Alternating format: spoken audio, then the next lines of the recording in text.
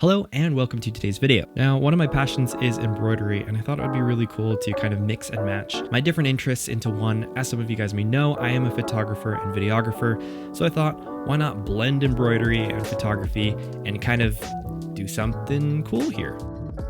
So the straps that come with your camera are usually pretty thick, but I was actually really glad to mess around with this one because it was thinner, meaning I had less area to embroider. I just went ahead and cut it open. Luckily, there was no glue on the inside, and it's literally just held together with a pretty weak stitch all the way across. So opening this bad boy up was not a problem at all.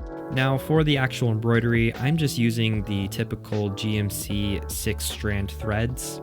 And the key thing that I did different here, and something that I hadn't before, was I actually split the thread in half.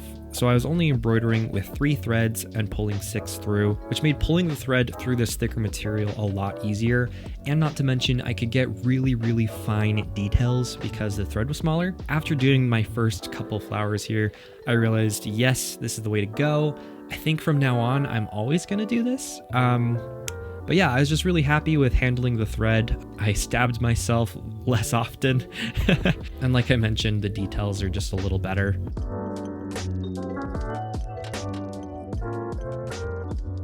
So I wasn't really paying attention when I cut it open, and in hindsight, I really should have cut it from the bottom, because when I embroider through the top, it's just an extra step and I'm reaching a little bit further. I know that may not sound like a big deal, but when you're doing something repetitively for hours, really small stuff like that does add up to make a big difference. So my bad, but I realized I was too late and just kind of went with it.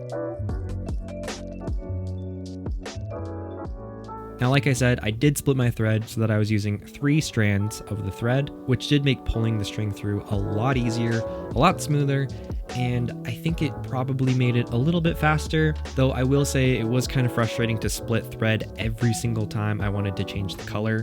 But I did kind of get into a groove of how to do that quickly. So you just pull each side, and then as you do, you spin the thread, and that kind of helps it loosen it up. Now, as you can see here, every now and then, I'm really not caring that much about how the inside looks since it's going to be sealed up. So it is quite messy on the inside and there's a lot of stray threads, but there's no way those are going anywhere, so I didn't care that much about the back.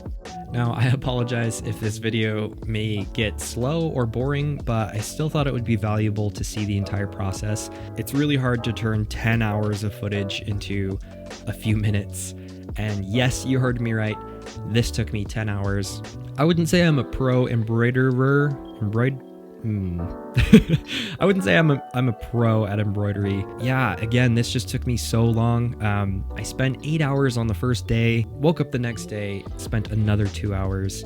So in total, roughly, I would say about 10 hours. I do think I could have sped it up a bit if I had planned what I was doing ahead of time. But I was just so excited to get started that I was just kind of winging it. But yeah, I think having like a rough sketch probably would have saved me some time.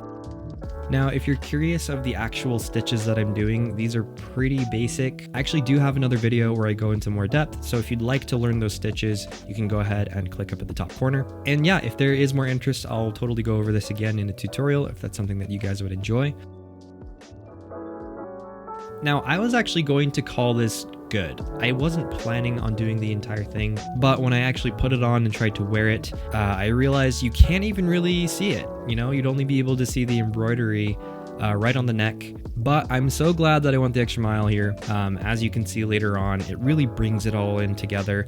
I really didn't do that much, just some small little embellishments here and there. But again, I'm so glad that I just pushed through, added a couple more hours in.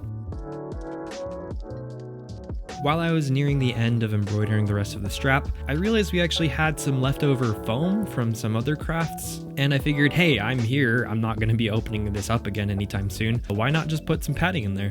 And I just got enough material to cover most of the neck, and I just put in some small stitches to secure the foam so that it wouldn't move around while I was sealing everything up. I don't own a sewing machine, so I actually had to close it back up by hand. But after 10 hours of work, here is the finished product.